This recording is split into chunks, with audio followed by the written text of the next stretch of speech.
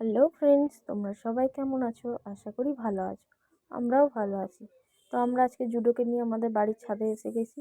ওকে নিয়ে খেলা হবে, তার সাথে সাথে একটু ফুল গাছগুলো একটু ভালো করে একটু বেশি জল দিয়ে নেবো। তোমরা দেখতে পাচ্ছ এই যে ছাদের জল গড়িয়ে এসছে, মানে অনেকটাই জল দিয়ে ফেলেছি। তার কারণ হলো আমরা এখন এক সপ্তাহ মতন থাকবো না। তো গাছগুলোর এখন কি অবস্থা হবে জানি না। তো যাই হোক, এখন ঠান্ডা তো মনে হয় অতটা অসুবিধা হবে না। তো এখন দেখো ও এখন বাবার সাথে দিব্য সুন্দর খেলা করছে বল নিয়ে। আর আমরা যাচ্ছি মুর্শিদাবাদ, তার কারণ সেখানে একটা বিয়ের নিমন্ত্রণ আছে। তো গত 2 বছর হয়ে গেল আমি বাপের বাড়ি যাইনি। তো আমাদের লাগেজ প্যাক করা হয়ে গেছে।